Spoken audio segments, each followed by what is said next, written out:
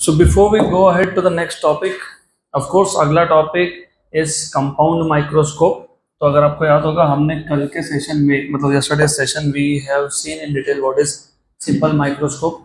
तो कल हम लोगों ने ऑप्टिकल इंस्ट्रूमेंट स्टार्ट किया था। ऑप्टिकल इंस्ट्रूमेंट में पहले टाइप का इंस्ट्रूमेंट है माइक्रोस्कोप। माइक्रोस्कोप में पहला टाइप था सिंपल माइक्रोस्कोप। अब हमको आज वैसे स्टार्ट करना है कंपाउंड माइक्रोस्कोप, लेकिन कंपाउंड माइक्रोस्कोप समझने से पहले you should know in detail, अच्छे से पता होना चाहिए what is a simple microscope. तो मुझे वापस एक बार सिंपल माइक्रोस्कोप फटाफट से रिवाइज करवाना पड़ेगा। सिंपल माइक्रोस्कोप अच्छे से पता होगा, सिंपल माइक्रोस्कोप के लिमिटेशंस पता होंगे तो कंपाउंड माइक्रोस्कोप समझ में आएगा। तो सबसे पहले प्रॉब्लम क्या था? प्रॉब्लम ये था कि अगर आपको एक ऑब्जेक्ट को क्लियरली देखना है तो number one is that you should decrease the distance between object and the observer. जितना ऑब्जेक्ट आपसे दूर होगा उतना ही वो आपके आंखों पे स्मॉल एंगल सबटेंड करेगा। तो जितना ज़्यादा डिस्टेंस है उतना एंगल ऑब्जेक्ट ने स्मॉल बनाया, और ऑब्जेक्ट कितना बड़ा दिखता है वो डिपेंड करता है उसने एंगल कितना सबटेंड किया। A very big object but very far away looks very small, जैसे aeroplane is a very big object but when it is flying it is far away from you, it looks very small. तो उसका size small दिख रहा है because उस plane ने आपके आंखों पे एंगल स्मॉल बनाया। Good, correct. आपको पता है अलग अलग एयरलाइंस होती है, उन प्लेन के ऊपर लिखा होता है कि ये इंडिगो है, कि ये है, कि वो है। अब जब प्लेन उड़ रहा है तुमको दिखता है क्या ये इंडिगो है? नहीं ना। तो if you want to see an object clearly, so you have to reduce the distance between the object and your eye. जितना तुम ऑब्जेक्ट के पास में जाओगे, ऑब्जेक्ट तुम्हारे पास में आएगा, उतना ही एंगल बढ़ता जाएगा। जितना एंगल बढ़ेगा उतना ही ऑब्जेक्ट आपको क्लियरली दिखेगा। लेकिन एक प्रॉब्लम है, if an object is moved right very close to your eye, तो वही object now starts becoming blurred. Object पास में आ रहा था, क्लियर होते जा रहा था, दिख रहा था क्लियर क्लियर क्लियर क्लियर, ज्यादा पास में आ गया तो same object now becomes blurred, और आपकी आंखों पे स्ट्रेन पड़ता है वो अलग। इसका मतलब ह्यूमंस के लिए there is a limitation, there is a limit to which the object can be brought closer. तो 25 सेंटीमीटर से कम डिस्टेंस पे हम ऑब्जेक्ट को ला ही नहीं सकते। तो ये जो 25 सेंटीमीटर है, ये जो डिस्टेंस है, इसको हम लोग बोलते हैं distance of distinct vision. The minimum distance at which the object can be kept without straining the eye is called as distance of distinct vision. अब इशू ये हो गया कि 25 सेंटीमीटर तक लाने के बाद भी जितना क्लियरिटी से दिखना चाहिए तो ऑब्जेक्ट दिख नहीं रहा है। तो अब हमको हमारे पास ऑप्शन क्या है? हम ऑब्जेक्ट को तो पास में ला नहीं सकते, तो व्हाट वी डू इज हम एक लेंस यूज कर लेते हैं, उसको बोलते हो सिंपल माइक्रोस्कोप। लेंस यूज करने से पहले आपको ये पता होना चाहिए, फर्स्ट ऑफ ऑल ये एक ऑब्जेक्ट था ए बी।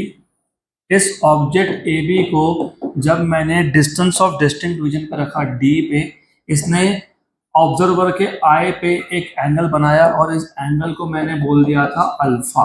तो याद होना चाहिए। तो when you keep an object at a distance of D D V, it subtend some angle at the eye of observer which is called as alpha. Good, then हमारा problem solve हुआ नहीं, क्योंकि जितना क्लियरिटी से दिखना चाहिए था उतना दिख नहीं रहा है। तो हम लोग क्या करते हैं फिर हम लोग बस इतना ही करते हैं कि आई और ऑब्जेक्ट के बीच में एक लेंस रख देते हैं। क्या करते हैं? लेंस रख देते हैं। तो we place lens between eye of the observer and the object such that the object is between optic center and focal length, right?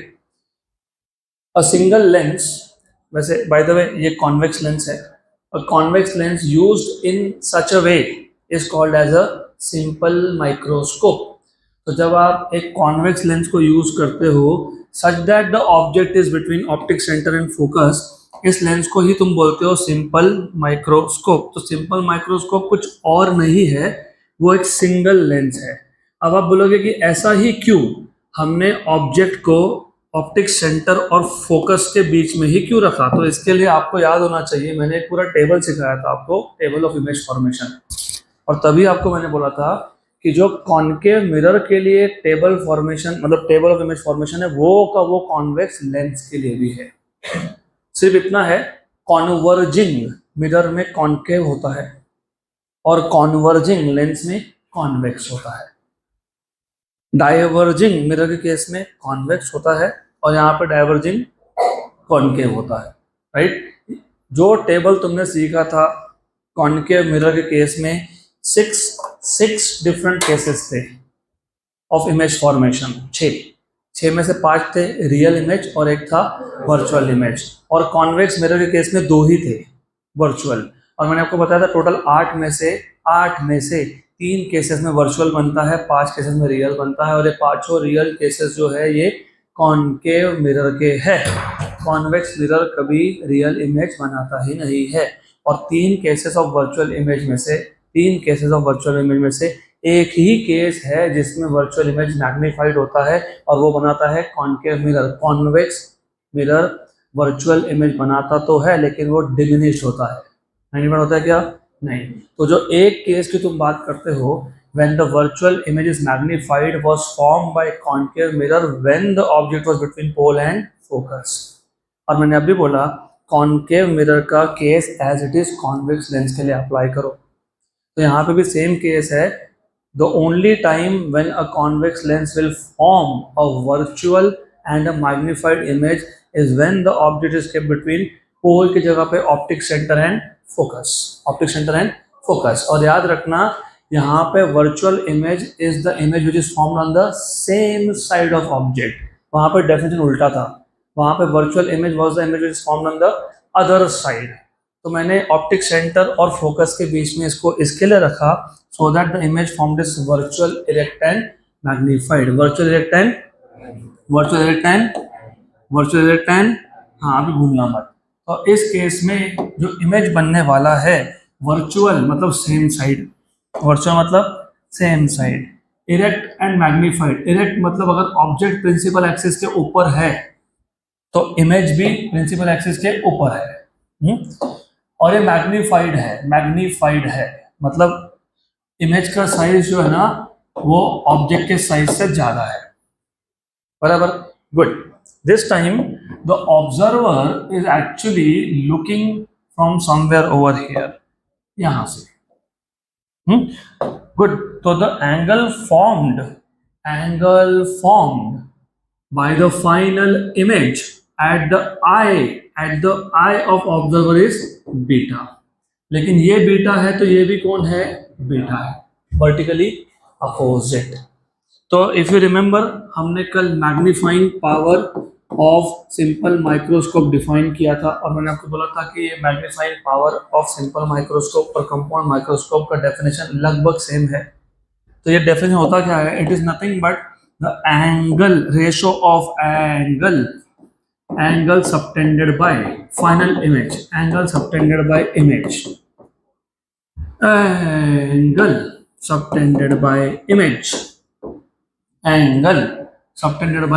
image कौन है? a dash b dash at eye। तो a dash b dash ये आंखों पे कितना angle बना रहा है वो angle divided by angle subtended by object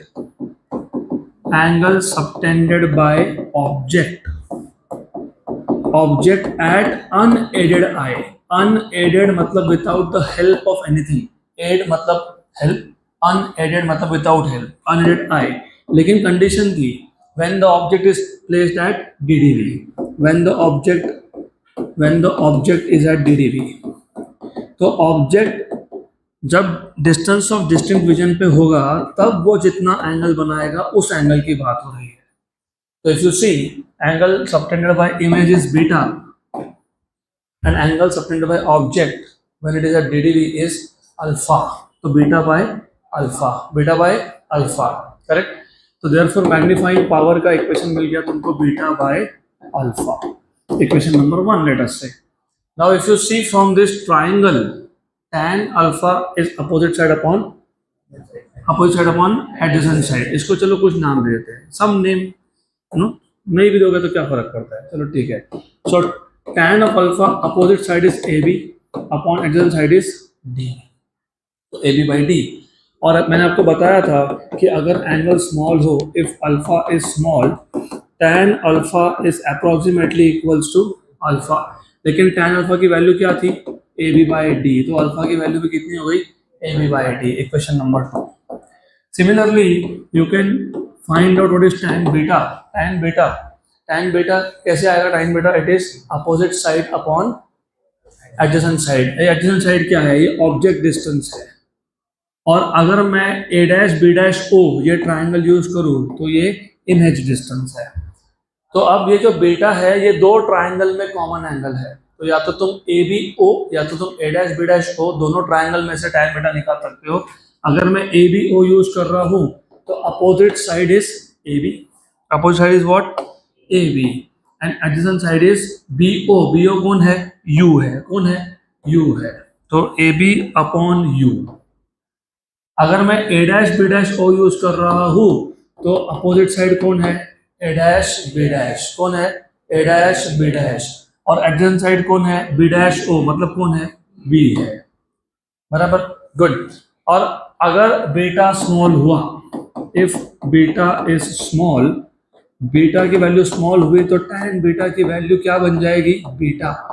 अब हमारे पास दो ऑप्शंस है, या तो मैं A B by U use कर लूँ या तो मैं A dash B dash by V use करूँ। मैं A B by U use करने वाला हूँ। क्यों? क्योंकि जब मैं रेशो लूंगा, रेशो है ना ये बीटा बाय अल्फा, तो बीटा में ए बी और अल्फा में भी ए बी, तो ए बी क्या हो जाएगा? Cancel.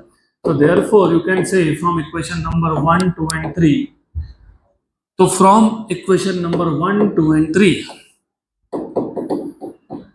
From 1, 2 and 3, magnifying power is equal to beta. लेकिन बीटा क्या आया? A B upon U upon alpha. Alpha क्या था? A B upon D. A B हो गया कैंसल।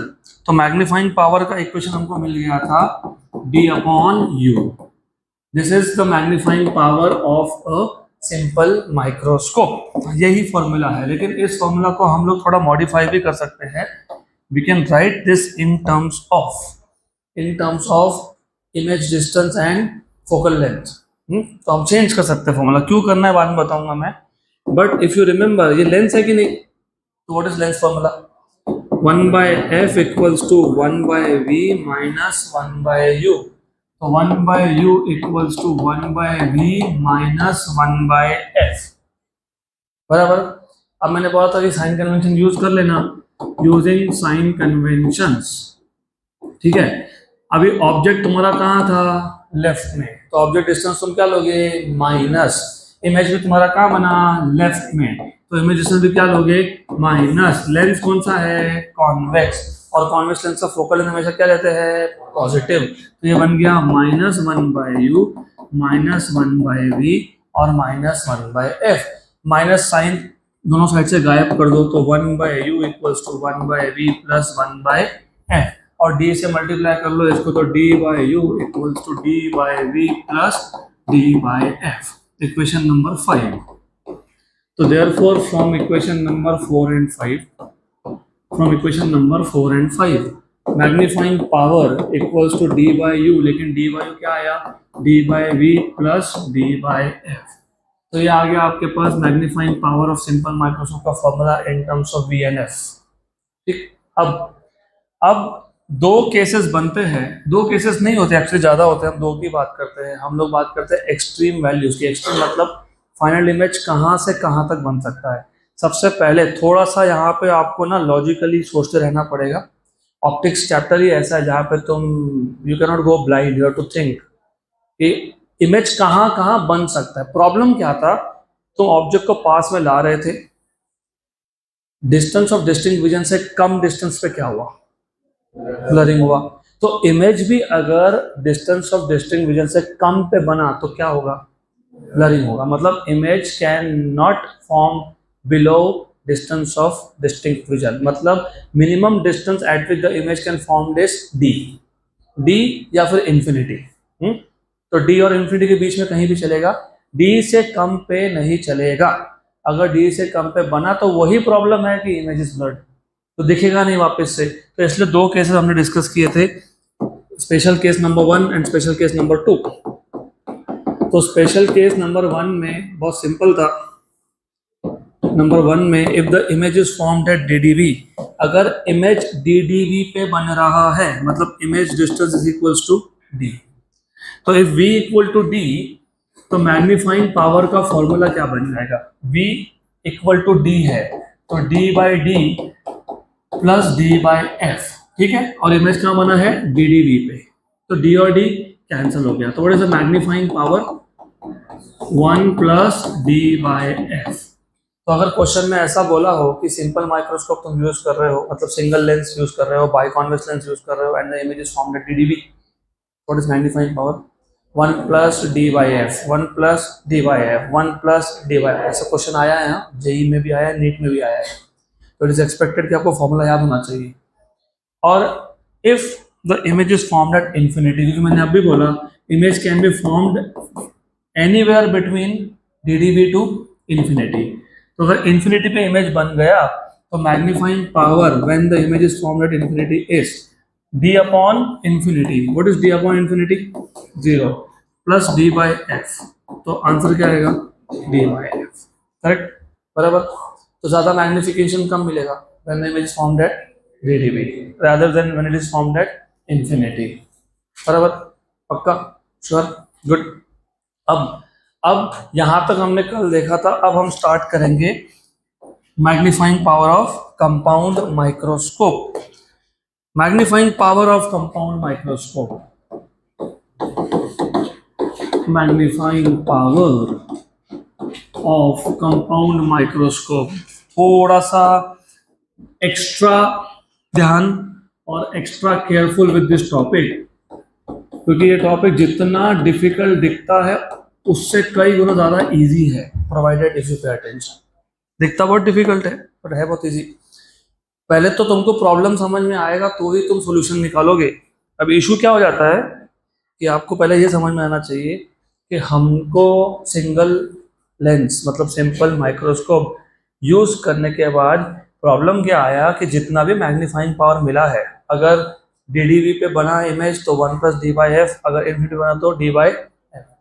अब हो सकता है कि इतना मैग्निफिकेशन भी सफिशिएंट नहीं है, ऑब्जेक्ट को पास में ला रहे थे, DDV तक लाया, जितना बड़ा ऑब्जेक्ट दिख रहा है सफिशिएंट नहीं है और इमेज बढ़ाना है, फिर एक लेंस यूज कर दिया आंखों और ऑब्जेक्ट के बीच में, such that the object is between optic center and focus, so that the image formed is virtually erect and magnified। Magnify तो करना था ना, कि छोटा करना है और मैग्नीफाई करना है, तो इमेज जितना मैग्नीफाई हुआ उतना भी सफिशिएंट नहीं है, मतलब सिंगल लेंस से भी काम नहीं हुआ।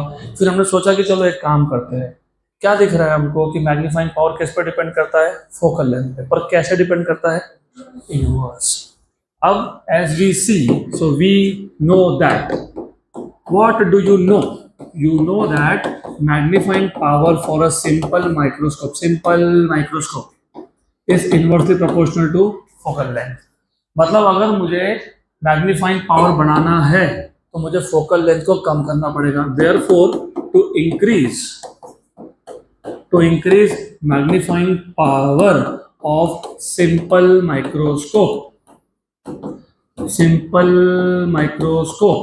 माइक्रोस्कोप का मैग्नीफाइंग पावर बढ़ाना है तो फोकल लेंथ को क्या करोगे? डिक्रीज करोगे ना। So to increase magnifying power of simple microscope we need to decrease focal length. Focal length decrease करने का मतलब होता है कि फोकस पॉइंट को ऑप्टिक सेंटर के पास में लाना। मैं एग्जांपल देता हूं आपको, ये एक लेंस था, ये उसका प्रिंसिपल एक्सिस है, ये ऑब्जेक्ट जो इन्फिनिटी पे था वहां से रेज आ रहे हैं, ये एक पॉइंट पे जाके कन्वर्ज करने वाले हैं, उसको बोलोगे फोकस। क्या बोलेंगे इसको? फोकस। अगर मुझे फोकल लेंथ कम करना है मतलब फोकस पॉइंट को पास में लाना है, फोकस पॉइंट को जब तुम पास में लाने की बात करते हो, फोकस पॉइंट को पास में लाना हो तो लेंस को थिक करना पड़ता है। जितना लेंस थिक होगा उतना ही फोकस पॉइंट पास में आएगा। तो फोकल लेंथ डिक्रीज करना मतलब फोकस पॉइंट को पास में लाना, और फोकस पॉइंट को पास में लाना मतलब लेंस को थिक करना। क्या करना, क्या करना, थिक। तो remember this, to decrease focal length, to decrease focal length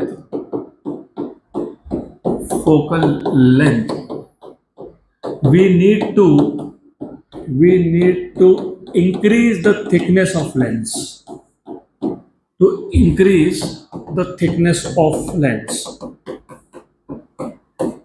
अब इशू क्या होता है कि तुम जब लेंस का थिकनेस बढ़ाना चाहते हो तो do you remember chromatic aberration, जितना लेंस थिक होगा तो lens will behave like two prisms, और जब तुम प्रिज्म की बात करते हो तो वो क्या करता है, डिस्पर्शन ऑफ लाइट। मतलब अब सिंगल पॉइंट पे फोकस होने की जगह पे अलग अलग पॉइंट पे फोकस होने लग गया। हम सॉल्व करने गए थे एक प्रॉब्लम, मैग्नीफाइंग पावर बढ़ाना है, फोकल लेंथ कम करना पड़ेगा, फोकल लेंथ कम करना है इसका मतलब थिकनेस बढ़ाना पड़ेगा, लेकिन थिकनेस बढ़ाने गए तो डिस्पर्शन हो गया लाइट का। लाइट का डिस्पर्शन हो गया, लाइट का डिस्पर्शन हो गया तो अलग अलग पॉइंट पे अभी अलग अलग कलर फोकस हो रहा है, मतलब इमेज तो वापस ब्लर हो जाएगा, क्योंकि this kind of defect is called as aberration. क्या बोलते हैं इसको, क्या बोलते हैं इसको, क्या बोलते हैं इसको। तो फिर हमारा प्रॉब्लम सॉल्व कहाँ हुआ, राइट। तो problem can not be solve by increasing the thickness of the lens. और एक दूसरा प्रॉब्लम आ जाता है जो आपके बुक्स में नहीं दिया होता, नोट्स में भी नहीं दिया होता, मैं बता देता हूँ। अल्टीमेटली तुम ये लेंस कहाँ यूज करने वाले हो, माइक्रोस्कोप में। माइक्रोस्कोप का ओरिएंटेशन देखा है तुमने, माइक्रोस्कोप मतलब basically convex lens. You know तुम नॉर्मली लेंस को वर्टिकल पोजीशन में यूज करते ही नहीं हो, तुम उसको यूज करते हो हॉरिजॉन्टल पोजीशन में, क्योंकि तुम ऐसा देखते हो ना, ऑब्जेक्ट नीचे रखते हो ऐसा देखते हो ना, कि ऐसा देखते हो। Do look at with the lens vertical और हॉरिजॉन्टल। तो होता ऐसा है कि अगर लेंस ज्यादा थिक है, अगर लेंस ज्यादा थिक है तो there is something called as differential gravity. अभी थोड़ा हाईफाई लैंग्वेज हो गया। ग्रेविटेशनल फोर्स पता है आपको, हाँ। तो ठीक है, एनीवेज, तो यू हैव द आइडिया कि लेंस को ज़्यादा थिक नहीं कर सकते हो। ज़्यादा लेंस को थिक करने गए तो there will be problems, image will become defective again, aberration होगा। तो व्हाट इज द सॉल्यूशन, मुझे तो इमेज को और मैग्नीफाई करना है। So solution is that you use two lenses. एक की जगह पे कितने लेंस यूज करोगे, दो। कितने करोगे, दो। अब इसके बाद बहुत इंटरेस्टिंग है, तो बहुत अच्छे से ध्यान चाहिए ऑफ कोर्स। तो दो लेंस में से एक का नाम है ऑब्जेक्टिव, एक का नाम है eyepiece. Objective eyepiece, objective eyepiece. और नाम में ये ऑब्जेक्टिव, जो ऑब्जेक्ट के पास में रखा है वो ऑब्जेक्टिव होता है, और ऑब्जेक्टिव का एपर्चर थोड़ा सा कम होता है और इसका फोकल लेंथ भी कम होता है। और मैंने अभी बताया जिसका फोकल लेंथ कम होता है उसका थिकनेस ज्यादा होता है, अभी बताया कि नहीं, हाँ। तो there is an lens that you use which is called as objective, नाम में ये objective lens is near the object. दूसरा है आईपीस, आईपीस मतलब आईपीस इज अ लेंस जिसमें से तुम देखते हो। और अगर ये समझा तो टेलीस्कोप समझेगा। टेलीस्कोप में भी दो लेंस होते हैं, वहां पे भी एक लेंस ऑब्जेक्टिव है और एक लेंस आईपीस है। माइक्रोस्कोप, कंपाउंड माइक्रोस्कोप में जो ऑब्जेक्टिव लेंस है, it is smaller in aperture and has a smaller focal length. The eyepiece has larger focal length and has larger aperture. इसका एपर्चर भी बड़ा है, इसका फोकल लेंथ भी ज्यादा है। जिसका फोकल लेंथ ज्यादा हो मतलब फोकस पॉइंट दूर होता है, मतलब वो थिन होता है, तो ये थिन लेंस है, ये थिक लेंस है। अब जो ऑब्जेक्ट, अब तक तुम सिंपल माइक्रोस्कोप के केस में ऑब्जेक्ट को कहाँ रख रहे थे, between optic centre and focus. अब देखो ये है ऑप्टिक सेंटर ऑफ ऑब्जेक्टिव, ये आ गया focus of objective. Optic centre से लेके फोकस पॉइंट तक क्या होता है, फोकल लेंथ। तो ये कौन हो गया, focal length of objective, focal length of objective, focal length of objective, focal length of objective. Very good. पिछले केस में तुमने ऑब्जेक्ट को रखा था यहाँ पे, रखा था क्या नहीं, in between optic centre and focus. अभी नहीं कर सकते, अभी करोगे तो प्रॉब्लम क्या आएगा, आप करोगे तो वापस से क्या बनेगा, virtual erect and magnified image, virtual erect and magnified. ऐसा नहीं चाहिए इस बार, तो इस बार ऐसा नहीं चाहिए। क्यों नहीं चाहिए समझेगा। अब इस बार तुमने ऑब्जेक्ट को रख दिया बियॉन्ड फोकस, बियॉन्ड अगर ऑब्जेक्ट बियॉन्ड फोकस गया, फोकस के पीछे गया, वापस वो टेबल याद कर लो। If object is beyond focus, फिर चाहे वो फोकस और सेंटर के बीच में हो, चाहे वो सेंटर पे हो, चाहे वो सेंटर के और भी पीछे हो, real image is obtained, and real image is always inverted. Real image is always inverted, और real image in case of lens is on the other side, मतलब right side। तो ऑब्जेक्टिव के राइट में बनेगा, तो इमेज जो बनेगा वो बनेगा यहाँ पे कहीं पे, somewhere over here। अब बोले कि ऐसा क्यों रे ड्रॉ किया। मैंने बताया था आपको कि जो भी रे ऑप्टिक सेंटर से पास होता है वो बेंड होता है क्या? नहीं। बाकी बेंड होते हैं क्या? यस। तो ये जो ऑब्जेक्ट था ए बी, इसका एक इमेज बन गया A1 B1। तो A1 B1, और कैसा इमेज बना? Real inverted and magnified, real inverted and magnified. ये ए बी ऑब्जेक्ट किसके लिए था? ऑब्जेक्टिव के लिए था। किसके लिए था? ऑब्जेक्टिव। तो क्या है ये? यूओ। यूओ मतलब object distance for objective, object distance for very good. A1 B1 ये इमेज किसने बनाया? ऑब्जेक्टिव ने बनाया ना, तो ये आ गया image distance. So this is image distance, याद रखना काम का है। This is image distance. Image distance of which lens? Objective lens. Which lens? Objective lens. Which lens? क्योंकि बाद में गड़बड़ होती है इसलिए मत करना, अभी से बता देता हूँ। बराबर।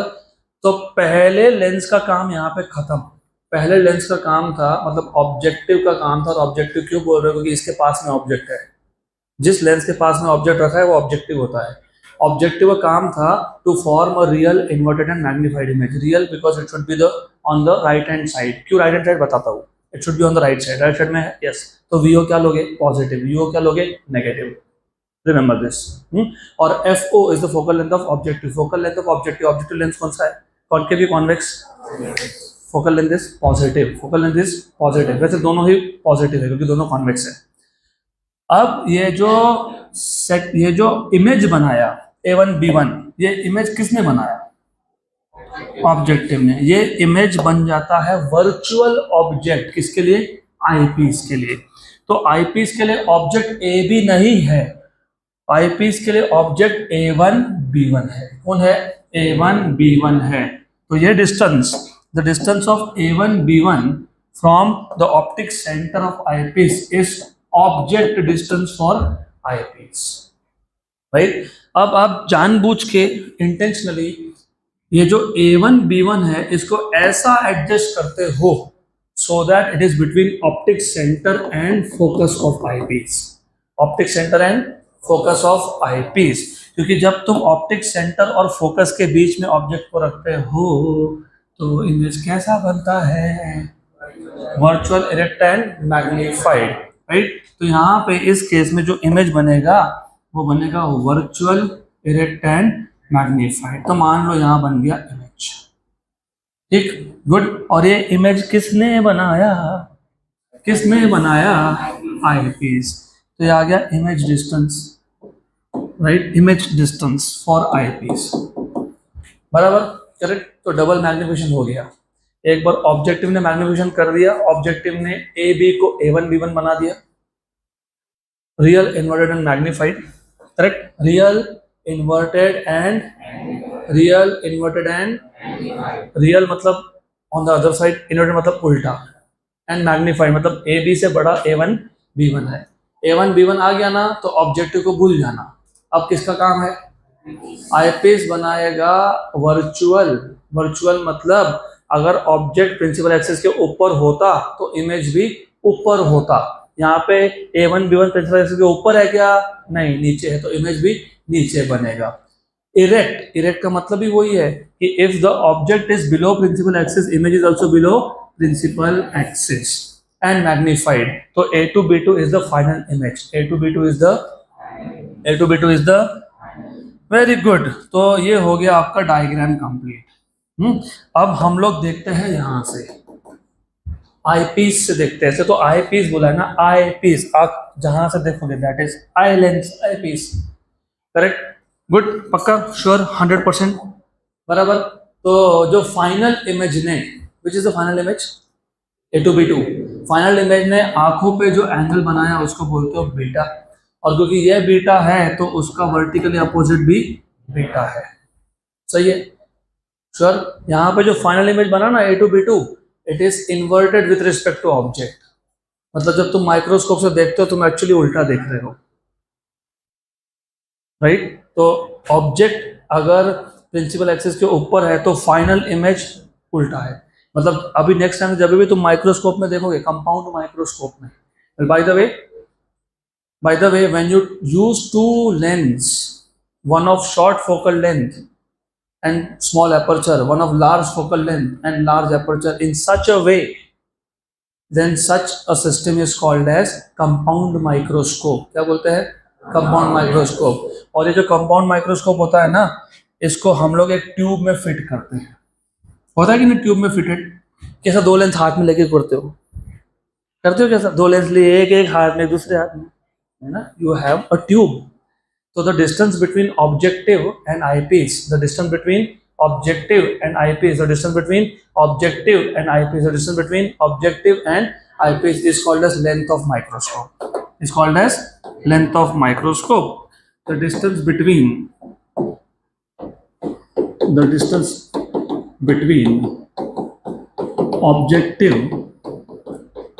objective and eyepiece, मतलब eye lens. आई लेंस, आई पीस एक ही बात है. इज नोन एज क्या बोलते हो, लेंथ ऑफ, अरे बता दो, नोन एज लेंथ ऑफ और ट्यूब लेंथ. क्यों ट्यूब लेंथ, क्योंकि तुमने ये दो लेंस को एक ट्यूब में बंद किया था, फिक्स किया था, तो it is called as tube length. यहां तक क्लियर, पक्का. एक लास्ट चीज तुमको पता होना चाहिए कि लेंथ ऑफ माइक्रोस्कोप या ट्यूब लेंथ का फॉर्मूला क्या आएगा. सिर्फ चीजों को देखने का थोड़ा सा व्यू चेंज करना पड़ेगा. ये कौन था, इमेज डिस्टेंस किसने बनाया था, ऑब्जेक्टिव ने. सिर्फ इसको शिफ्ट कर रहा हूं, बस इसको शिफ्ट कर रहा हूं. क्यों कर रहा हूं बताता हूं. You will understand very soon why I am shifting this.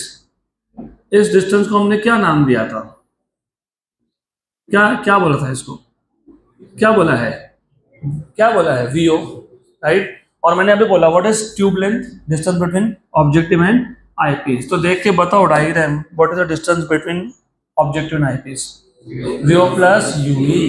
तो VO प्लस UE, ये बेसिक फॉर्मूला है. इसमें थोड़े चेंज होंगे एज पर द क्वेश्चन, जब क्वेश्चन आएगा तब देख लेंगे, right. This is the basic fundamental formula that you should know. और टेलीस्कोप के केस में भी यही होता है. सेम बताता हूँ, अभी आएगा थोड़ी देर में. तो यहाँ तक क्लियर क्या, पक्का, श्योर, गुड. अब एज आई टोल्ड यू कि मैग्नीफाइंग पावर का जो फॉर्मूला है वो दोनों जगह पे बिल्कुल सेम है, ऑलमोस्ट सेम. तो यहाँ पे ऐसा है, सिर्फ डिफरेंस क्या आता है फिर. Magnifying power of compound microscope is angle subtended by final image. कौन सा इमेज, फाइनल क्यों बोला, क्योंकि दो इमेज बने. तो कौन सा इमेज, ऑब्जेक्टिव वाला कि आईपीस वाला, आईपीस फाइनल इमेज.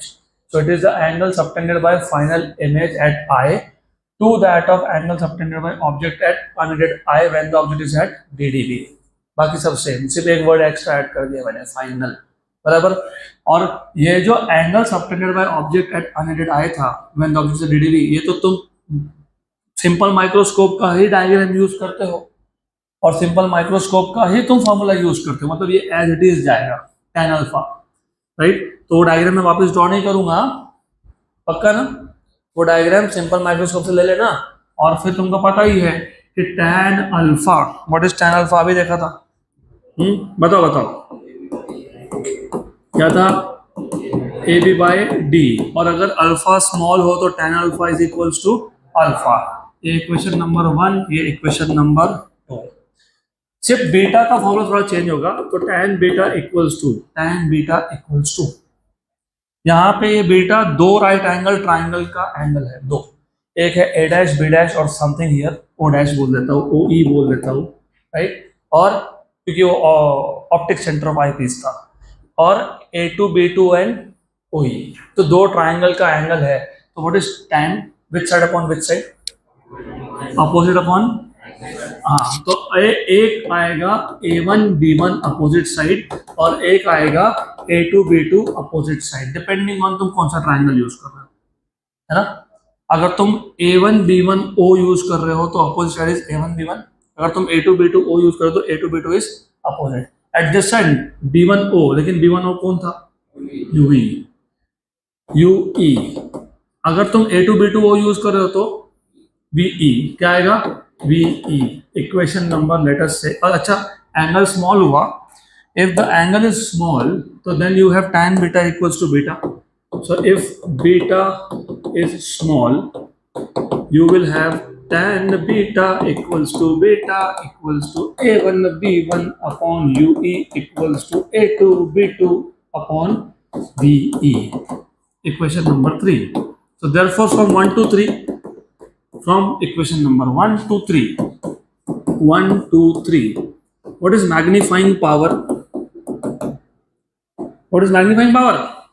जल्दी बोलो ना, बीटा अपॉन अल्फा, अल्फा क्या है, A B upon D, A B upon D, A B upon D, लेकिन बीटा के दो फॉर्मूला है और दोनों में ही ए बी नहीं है, एक में A1 B1 है, एक में A2 B2 है। अभी फिर यूज करे तो करे क्या, बताता हूँ। There are two ways of thinking कि कौन सा यूज करना। One way of thinking is जिसमें VE है वो यूज नहीं करना। अब बोलोगे ऐसा क्यों, क्यों, क्योंकि तुमको दिख रहा है VE, what is VE, what is VE? Image formed by eyepiece which is inside the microscope। तुम क्या माइक्रोस्कोप को खोल के मेजर करने वाले हो डिस्टेंस, तो VE is not measurable because it is inside, और ये मेजर डायरेक्टली हो ही नहीं सकता, इसके लिए VE वाला यूज नहीं करना। तो कौन सा बचा, कौन सा, दूसरा कौन सा बचा, कौन सा बचा, A1 B1 अपॉन UE। फिर बोलने वाले ऐसा भी बोलेंगे ये तो UE भी तो ट्यूब के अंदर है कि नहीं अंदर, हाँ, तो वो भी तो नहीं मेजर होता। हाँ सही बात है, लेकिन एडवांटेज पता है क्या है ये यूज करने का, magnifying power equals to A1 B1 upon AB, ये D गया ऊपर, D अपॉन UE। अब बताता हूँ एडवांटेज क्या है। तुम्हारे पास दो लेंस थे, कौन से दो लेंस थे, ऑब्जेक्टिव एंड, दो लेंस क्यों यूज किया, अच्छे दिखते हैं इसके लिए, दोनों का काम है, दोनों ने अपना अपना काम किया। ऑब्जेक्टिव ने मैग्निफिकेशन किया, एक इमेज बनाया, उस इमेज को आईपीस ने ऑब्जेक्ट मान के और एक बार मैग्निफिकेशन किया, सही है।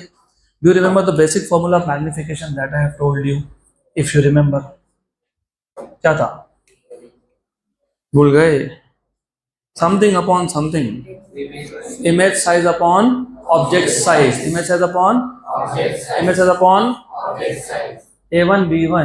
A1 B1 ये इमेज है, इमेज साइज है, किसने बनाया ये, और AB ये ऑब्जेक्ट है, तो A1 B1 मतलब इमेज साइज और AB मतलब ऑब्जेक्ट साइज, किसके लिए, ऑब्जेक्टिव के लिए। तो ये A1 B1 अपॉन AB पता है कौन है, ये है magnification of objective lens.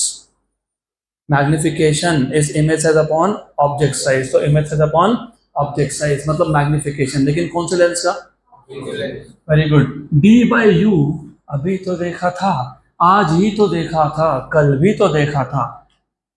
What is D/U, magnifying power, लेकिन D/UE, E मतलब कौन, आईपीस, तो मैग्नीफाइंग पावर ऑफ आईपीस। तो आया ध्यान में, magnifying power of compound microscope क्या है, magnification of objective into magnifying power of I piece. तो दोनों का एक एक टर्म आ गए, इसलिए दो लेंस यूज किए थे। अब इन जनरल, अभी तो ठीक है माइक्रोस्कोप का यहाँ तक रखो और आगे आएगा। इन जनरल अगर मैं दो लेंस यूज कर रहा हूं,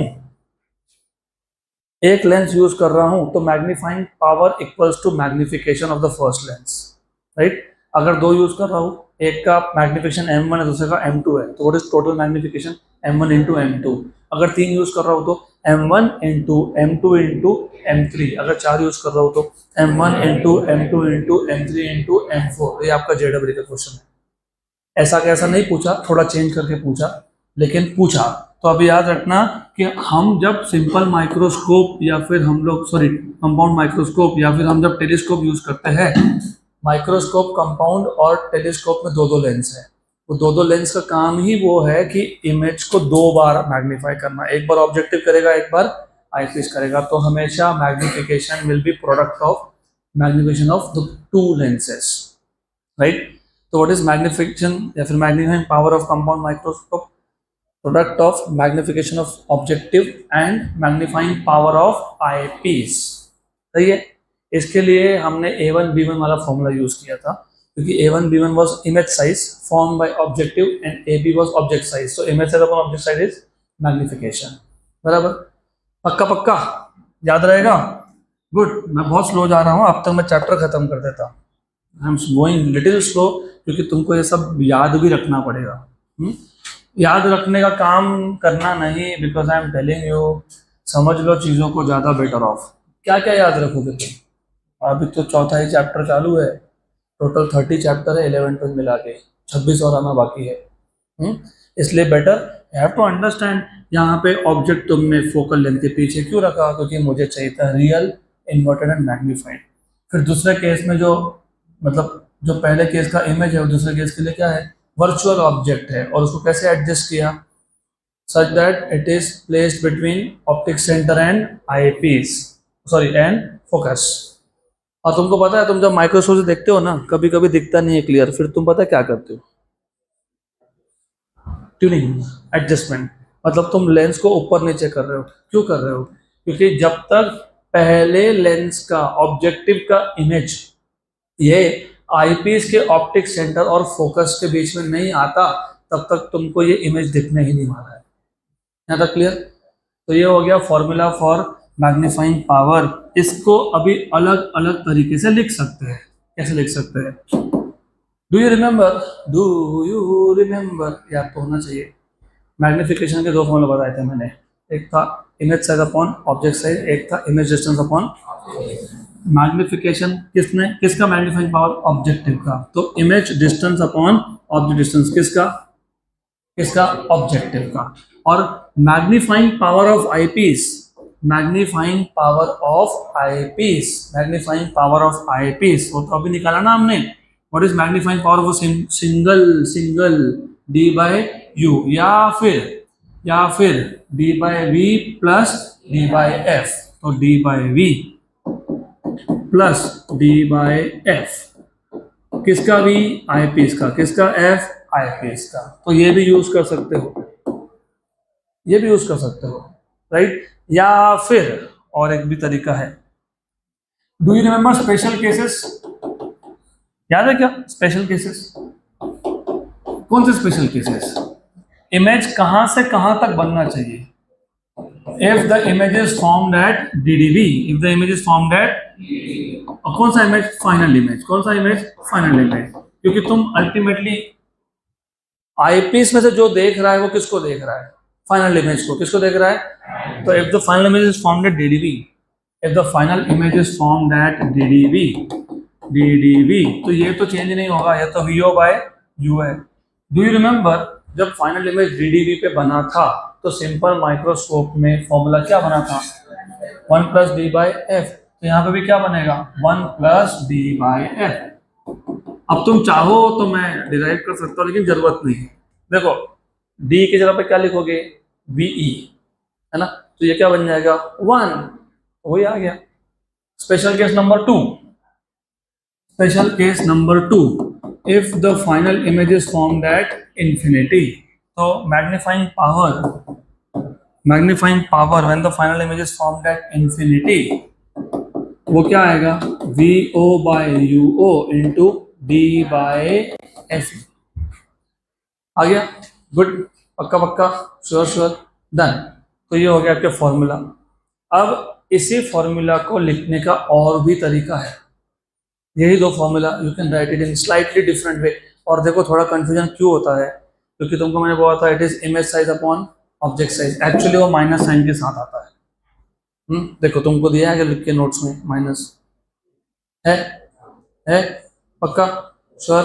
तो ये माइनस साइन के साथ आएगा, तो यहाँ पे भी क्या आएगा माइनस, यहाँ पे भी क्या आएगा माइनस, करेक्ट। तो वो I by O equal to V by U ऐसा बताया था ना मैंने, image size upon object size equal to image distance upon object distance, वो एक्चुअली है I by O equal to minus V by U. क्या आता है वो, माइनस वी बाई यू, ठीक है, गुड। अब इसको लिखने का और एक तरीका भी है, बोलोगे कितने तरीके हैं, बहुत सारे हैं। अभी तो मैं तुमको जेई नीट वाले फॉर्मूला बता ही नहीं रहा, तो स्टेट बोर्ड का चल रहा है उसमें भी है और बहुत सारे हैं, good. But don't worry, confusion नहीं होगा क्योंकि तुमने अच्छे से समझ लिया ना, तो there will be no confusion. Do you remember lens formula, 1 by f equals to 1 by v minus 1 by u। वैसे इफ यू लुक केयरफुली, हमको ना ये v और u फॉर ऑब्जेक्टिव चाहिए, किसके चाहिए, तो मैं ना यहाँ पे ये ऑब्जेक्टिव ऑब्जेक्टिव ऑब्जेक्टिव ऐसा लिख रहा हूँ, और मैं एक काम करता हूँ, इसको यहाँ लाता हूँ, तो 1 by u equals to 1 by vo minus 1 by fo। अब मैं ऐसा करता हूँ कि मैं साइन कन्वेंशन यूज कर लेता हूँ, ऑब्जेक्ट डिस्टेंस फॉर ऑब्जेक्टिव वो नेगेटिव आएगा क्योंकि वो ऑब्जेक्टिव के लेफ्ट में था, लेफ्ट में था कि नहीं, यस, तो क्या आएगा वो नेगेटिव, तो 1 अपॉन माइनस यू। लेकिन इमेज डिस्टेंस पॉजिटिव आएगा, क्या आएगा पॉजिटिव, पॉजिटिव। फिर बोलोगे कैसे, क्या पॉजिटिव, ये तो आई पीस के लेफ्ट में, आई पीस की बात ही नहीं कर रहे हैं हम, किसकी बात कर रहे हैं, ऑब्जेक्टिव, ऑब्जेक्टिव के राइट में है, और ऑब्जेक्टिव लेंस कौन सा लेंस है, कॉन्वेक्स, तो वो भी क्या आएगा, क्या आएगा प्लस, आ गया प्लस, यस। तो ये हमको मिल गया 1 by minus U O equals to 1 by V O minus 1 by F O. अब ये माइनस साइन इसको दे दो, दे दिया क्या, तो 1 बाय यू ओ, जो माइनस था वो कौन हो गया प्लस, और जो प्लस था वो कौन हो गया माइनस। अब एक काम करो, अभी तुम यू ओ से मल्टीप्लाई कर लो, किससे मल्टीप्लाई कर लिया, यू ओ से, किससे कर लिया, यू ओ से, किससे कर लिया, यू ओ से, तो U O by U is 1, U O by F O minus U O by V O, तो therefore U O by V O, क्योंकि इसको सिर्फ शिफ्ट किया है, शिफ्ट किया है और इसको वहां शिफ्ट किया है, तो U O by F O minus 1 minus 1, तो U O by V O equals to U O minus F O by, जल्दी बताओ, बाय एफ ओ, तो V O by U O कितना आ गया, F O upon U O minus F O. और अगर इसके आगे मैं माइनस साइन लगा दूं, माइनस साइन लगा दूं, तो ये दोनों टर्म्स को मैं उल्टा लिखूंगा कि नहीं लिखूंगा, हाँ, क्योंकि माइनस साइन दूंगा तो जो नेगेटिव है पॉजिटिव हो, जो पॉजिटिव है वो नेगेटिव।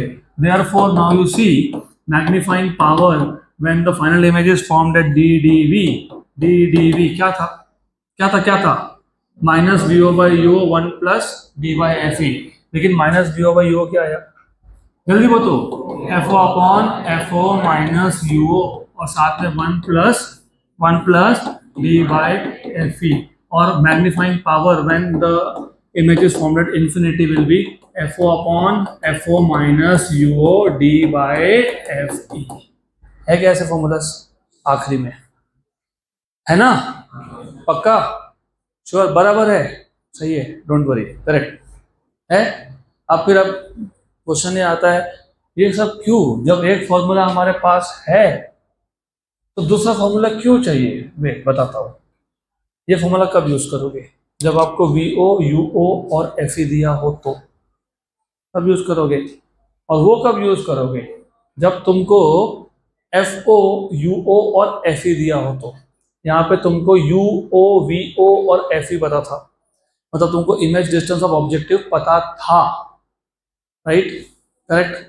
लेकिन मैंने तुमको बोला प्रैक्टिकली तुम मेजर नहीं कर सकते क्योंकि वो ट्यूब के अंदर है, तो अगर मुझे VO दिया ही नहीं है लेकिन मुझे focal length of eyepiece, focal length of objective और object distance of objective, focal length of eyepiece वो तो मेजरेबल है, लेंस तो मैं खरीद के लाया, मेरे को तो पता है कितना फोकल लेंथ है। Focal length of objective, objective lens भी मैं ही लेने गया था क्योंकि माइक्रोस्कोप मैं ही लेके आया, मैंने ही लेंस फिट की। और तुम अगर कॉलेज कभी जाओगे तो तुम यू आर लिटिल अनफॉर्चुनेट कि तुम जाते नहीं हो। कभी कभी जाना जाना लैब में जाना, वहाँ पे तुमको माइक्रोस्कोप दिखेगा और उसके बाजू में बहुत सारे लेंस रखे हुए दिखेंगे और वो लेंस के ऊपर लिखा होता है कि लेंस का नंबर क्या है, मतलब उसका फोकल लेंथ क्या है। मतलब तुमको F और FE तो पता ही है कि नहीं पता। और UO क्या था, ये ऑब्जेक्ट का डिस्टेंस था आईपीस से, तुम मेजर नहीं कर सकते क्या? 2 सेंटीमीटर, 4 सेंटीमीटर, 8 सेंटीमीटर, 10 सेंटीमीटर कर सकते हो ना। तो हमने ये इक्वेशन इसलिए लाए, ये सारे मेजरेबल पैरामीटर्स है, इसमें से एक भी पैरामीटर ट्यूब के अंदर नहीं बना, ये सारे के सारे मेजरेबल है। VO इज नॉट मेजरेबल, वो ट्यूब के अंदर था, कैसे मेजर करोगे? नहीं कर सकते। बराबर, पक्का, श्योर। तो that is why we change the formulas to the parameters that either are known or are measurable. पक्का, गुड। अब आ जाते हैं हमारे आज के और इस चैप्टर के लास्ट टॉपिक पे, that is magnifying power of a telescope. सबसे सिंपल टॉपिक है, सबसे छोटा टॉपिक है, मैग्नीफाइंग पावर ऑफ टेलीस्कोप। सिर्फ थोड़ा सा थ्योरी पता होना चाहिए। मैग्नीफाइंग पावर ऑफ टेलीस्कोप पे जाने से पहले टेलीस्कोप कहाँ यूज करेंगे वो पहले पता होना चाहिए। फर्स्ट ऑफ ऑल, जो बहुत दूर वाले ऑब्जेक्ट होते हैं, distant object, even though they are very large but they appear very small, जैसे प्लैनेट्स, जैसे stars, they are far away from you but they are very large but they appear very small, like point, right? So the objects which are at very large distance from you, they appear like a point. क्यों? क्योंकि वो बहुत दूर है, right? बहुत दूर मतलब कितना दूर? तो ऑप्टिक्स में distant objects are the objects which are very far. लेकिन तुम किसी भी ऑब्जेक्ट को बोल सकते हो कि डिस्टेंट ऑब्जेक्ट है। एग्जाम्पल बताता हूँ, मैं यहाँ खड़ा हूँ, लेट अस से ये एक मोबाइल का स्टैंड है जिसपे मैंने मोबाइल लगा के रखा है, पीछे एक बेंच है, तो मेरे लिए डिस्टेंट ऑब्जेक्ट कौन है? ये कि वो, कि दोनों ही? नहीं, कि दोनों ही, वो डिफाइन करना पड़ता है। अब डिस्टेंट ऑब्जेक्ट वो ऑब्जेक्ट होते हैं जिसका डिस्टेंस कम से कम 10 टाइम्स ऑफ फोकल लेंथ हो। कितना? 10 times of focal length of the lens that you are using. मान लो मेरे पास एक लेंस है जिसका फोकल लेंथ 15 सेंटीमीटर है, तो 15 × 10 मतलब 150। तो जो भी ऑब्जेक्ट उस लेंस से 150 सेंटीमीटर या उससे ज्यादा डिस्टेंस पे, उसको बोलते हो तुम डिस्टेंट ऑब्जेक्ट्स। क्या बोलते हो? क्या बोलते हो? Distant object. तो माइक्रोस्कोप तुम यूज करते हो जो ऑब्जेक्ट नियर ऑब्जेक्ट है उसके लिए, और टेलीस्कोप तुम यूज करते हो जो ऑब्जेक्ट डिस्टेंट ऑब्जेक्ट हो, मतलब उस ऑब्जेक्ट का डिस्टेंस कम से कम 10 टाइम्स ऑफ फोकल लेंथ होना चाहिए। बराबर? कभी देखा है तुमको अमीबा देखना, तुम टेलीस्कोप लगा के बैठ गए, तुमको स्टार देखना तुम माइक्रोस्कोप लगा के बैठ गए, नहीं ना? दोनों का यूज केस अलग है, और इसलिए माइक्रोस्कोप समझा होगा तो टेलीस्कोप अपने आप ही समझ में आता है। तो first of all you should know distant object by definition is an object which is eight a distance of 10 times of focal length और मोर, राइट? करेक्ट। तो इसके लिए स्टार्स, प्लैनेट्स, मून, ये सारे के सारे डिस्टेंट ऑब्जेक्ट है, because they are so large away, so far away कि उस ऑब्जेक्ट का डिस्टेंस कम से कम 10 टाइम्स ऑफ फोकल लेंथ होता ही है। हो गया? गुड। देन दूसरी चीज ये पता होनी चाहिए, जैसे कंपाउंड माइक्रोस्कोप में 2 लेंस थे, यहाँ पे भी 2 लेंस है। जैसे वहां पे एक ऑब्जेक्टिव था, यहाँ पे भी एक ऑब्जेक्टिव है। जैसे वहां पे एक आईपीस था, यहाँ पे भी एक आईपीस है। डिफरेंस ये है कि माइक्रोस्कोप में ऑब्जेक्टिव का एपर्चर और फोकल लेंथ स्मॉल था, यहाँ पे उल्टा है, यहाँ पे ऑब्जेक्टिव का एपर्चर और ऑब्जेक्टिव का फोकल लेंथ लार्ज है। क्या है? अब क्यों है बताता हूं, मैं बताता हूं, लेकिन तुमको पता होना चाहिए। बराबर? पता है? अब समझा? श्योर श्योर, हाँ कि ना? तो यहाँ पे भी कितने लेंस है? 2 है। कितना लेंस है? 2 है। यहाँ पे ऑब्जेक्टिव ऑब्जेक्टिव मतलब जो ऑब्जेक्ट के पास में है उसका फोकल लेंथ और उसका एपर्चर लार्ज है, और आईपीस का फोकल लेंथ और आईपीस का एपर्चर स्मॉल है। सही है। अब ऐसा क्यों है? सबसे पहले तुम जब स्टार्स को या प्लैनेट्स को देखते हो, let's just talk about planets, there are only few planets that you can see with naked eye. कुछ प्लैनेट्स है जो तुमको बिना टेलीस्कोप के दिखते हैं, वो भी फेंट दिखते हैं। क्यों फेंट दिखते हैं? तुम नेकेड आई से खुले आसमान में विदाउट पोल्यूशन, अब जब मैं पोल्यूशन बोलता हूँ तो मैं एयर पोल्यूशन की बात नहीं कर रहा, पोल्यूशन अलग अलग टाइप का होता है। Air pollution, noise pollution, light pollution. Air pollution वो जो गाड़ी में से धुआं निकलता है, फैक्ट्री में से निकलता है, वो एयर पोल्यूशन। साउंड पोल्यूशन मतलब नॉइज पोल्यूशन जो तुम करते हो, बड़ बड़ बड़ बड़ बड़ बड़ बड़ बड़, वो है साउंड पोल्यूशन, नॉइज पोल्यूशन। तीसरा है लाइट पोल्यूशन। सिटी के अंदर बहुत सारे लाइट्स है, स्ट्रीट लाइट है, ये लाइट है, वो लाइट है, अननेसेसरी लाइट है, डीजे लाइट है ना, बराबर। तो एस्ट्रोनॉमर्स के लिए ये सब लाइट के बीच में स्टार्स को देखना पॉसिबल ही नहीं है, क्योंकि ये लाइट स्टार से आने वाले लाइट को डिस्टर्ब करता है। तो एस्ट्रोनॉमी के लिए जाना पड़ता है शहर के बाहर, इसलिए जितने भी टेलीस्कोप देखोगे सब के सब बाहर और हाइट पे, पहाड़ों पे। तो अगर वहां तुम चले गए तो वहां पे जहाँ पे लाइट पोल्यूशन नहीं है, बादल बादल नहीं है, एकदम क्लीन है, तो with naked eye you can see around 6000 stars, 6000 out of 1 billion stars, 10 billion stars of our galaxy, 10 billion में से सिर्फ 6000 दिखते हैं। उसमें से भी कुछ, इनको जगा दो, थैंक यू, इसमें से भी कुछ स्टार्स बहुत फेंट दिखते हैं। तो मेरा क्वेश्चन था कि क्यों फेंट दिखते हैं? वो सच में फेंट है क्या? नहीं, वो बहुत दूर है, तो वहां का लाइट ऑलरेडी बहुत कम यहाँ तक पहुंच रहा है। हमारा खुद का स्टार सन बहुत ब्राइट दिखता है, राइट, क्योंकि बहुत पास में है। तो प्रॉब्लम ये है कि जब ऑब्जेक्ट बहुत दूर हो तो उसका लाइट ऑलरेडी कम आ रहा है, इसलिए वो फेंट दिख रहा है। क्या दिख रहा है? तो ज़्यादा लाइट कलेक्ट करना है ना, तो फिर ऑब्जेक्टिव बड़ा होना चाहिए। जितना ऑब्जेक्टिव बड़ा होगा उतना ज़्यादा लाइट कलेक्ट होगा। और याद रखना, मैंने तुमको डेफिनेशंस क्यों बताए थे। Intensity of image is proportional to reflecting area, वो मिरर का था। यहाँ पे intensity is proportional to refracting area, क्योंकि रिफ्रैक्शन है।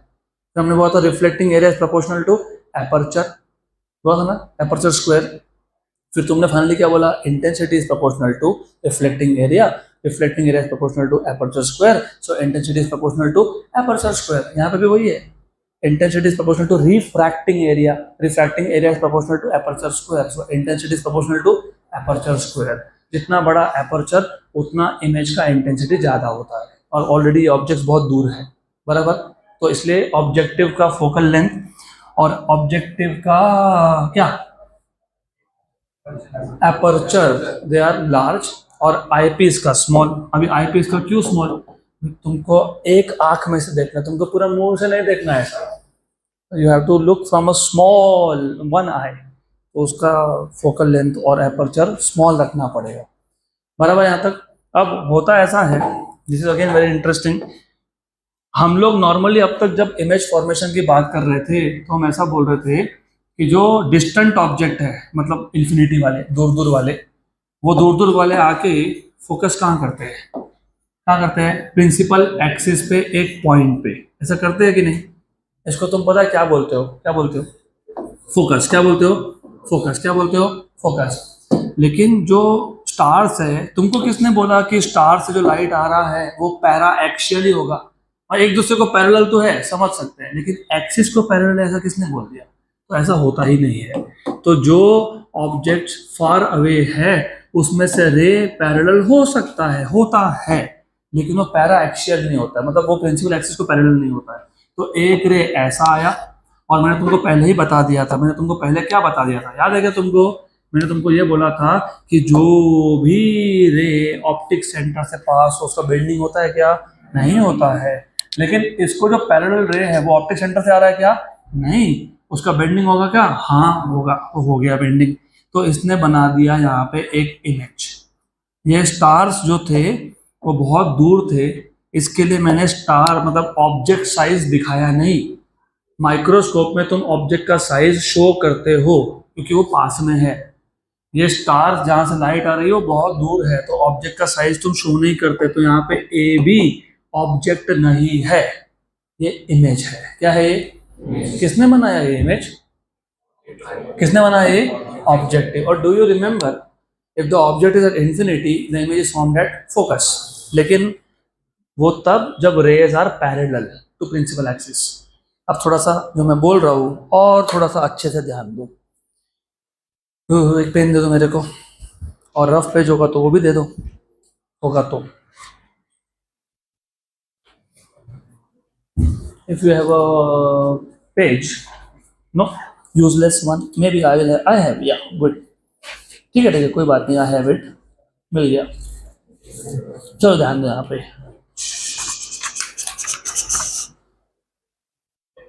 ये है प्रिंसिपल एक्सिस, प्रिंसिपल एक्सिस, और ये जो मैंने पॉइंट जनरेट किया ये है फोकस। क्या ये? तो focus is a point on the principal axis. जब ऑब्जेक्ट से रेज पैरा एक्सियल हो, पैरेलल हो, और एक्सिस को भी पैरेलल हो, तो इमेज कहाँ बनता है? फोकस। लेकिन जब ऐसा नहीं हो, अब ऐसा है क्या? नहीं, तो इमेज प्रिंसिपल एक्सिस पे बना क्या? नहीं, प्रिंसिपल एक्सिस के नीचे बना कि नहीं नीचे? मतलब इस पॉइंट के नीचे, समवेयर ओवर हियर, ऐसा बना कि नहीं? हाँ कि ना? Yes no yes? पक्का पक्का? श्योर? करेक्ट। फोकस और ये पॉइंट ये सेम प्लेन में है कि नहीं? सेम प्लेन में है ना? हाँ या ना? तो जिस प्लेन में फोकस हो, जिस प्लेन में फोकस पॉइंट हो, उसको बोलते हो फोकल प्लेन। क्या बोलते हैं? क्या बोलते हैं? अब ये जो इमेज बना, ये फोकस पे बना क्या? नहीं, लेकिन फोकल प्लेन पे बना क्या? यस। तो when the rays are not para-axial, they are parallel to each other, but they are not parallel to principal axis. Image is not formed at focus, but the image is formed at focal plane. Image is formed at, अब focus point हो या focal plane हो, focus point हो या focal plane हो, ये दोनों का डिस्टेंस ऑप्टिक सेंटर से फोकल लेंथ ही होता है। क्या होता है? Focal length. क्या होता है? Focal length. तो image distance is focal length. तो यहाँ पे जो इमेज डिस्टेंस है, किसका इमेज डिस्टेंस है? ऑब्जेक्टिव में जो इमेज बनाया उसका distance, VO equals to FO, VO equals to, और इस केस में UO इक्वल्स टू इन्फिनिटी, क्योंकि ऑब्जेक्ट था इन्फिनिटी पे। बराबर? पक्का पक्का? Sure sure? 100%। And do you remember, if object is at infinity, image is at focal plane. ना फोकल पॉइंट नहीं बोलोगे, अब क्या बोलोगे? Focal plane. And do you remember, if the object was at focus, image was formed at infinity, right? If the object was at focus, image was formed at, so if the object is on the focal plane, image is formed at infinity. तो ये जो image है AB, किसने बनाई? किसने बनाई? Objective ने। ये आईपीस के लिए बन जाता है वर्चुअल ऑब्जेक्ट। क्या बन जाता है? तो यही क्या है? UE है। क्या है? और ये जो UE है, ऑब्जेक्ट फॉर आईपीस है, इसको हम जानबूझ के ऐसा रखते हैं कि object distance equals to focal length, क्योंकि object distance equal to focal length, मतलब अगर ऑब्जेक्ट फोकस पे है तो इमेज कहाँ बनेगा? कहाँ बनेगा? कहाँ बनेगा? कहाँ बनेगा? तो ये जा रहा है टूवर्ड्स इन्फिनिटी। कहाँ जा रहा है ये? टूवर्ड्स इन्फिनिटी, जहाँ पे हमारा फाइनल इमेज बनने वाला है। क्या बनने वाला है? Final image. क्या बनने वाला है?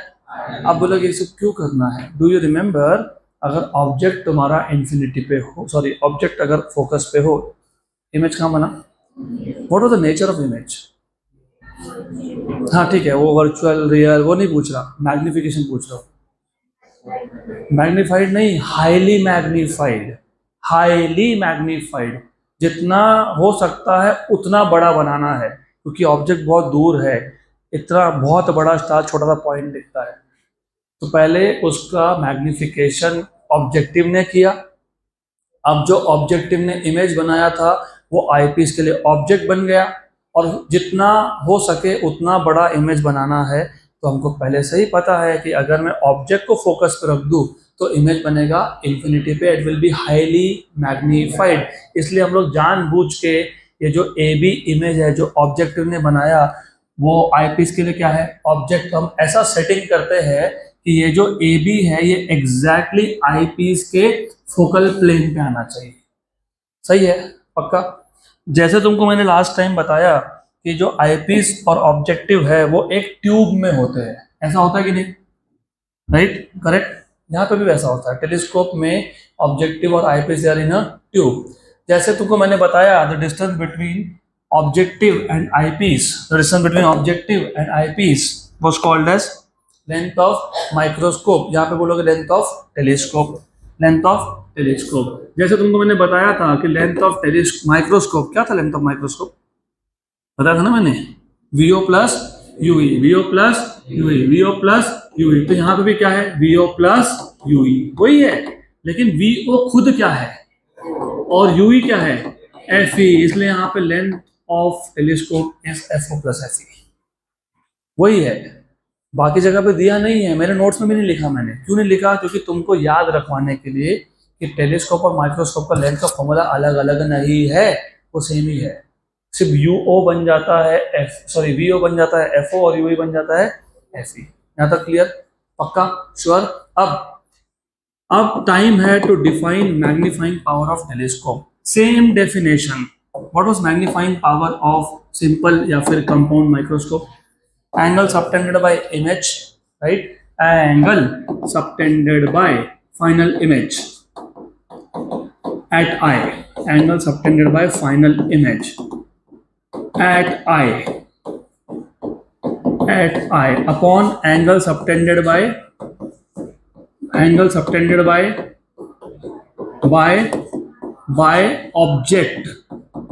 by object at unaided eye when the object is kept at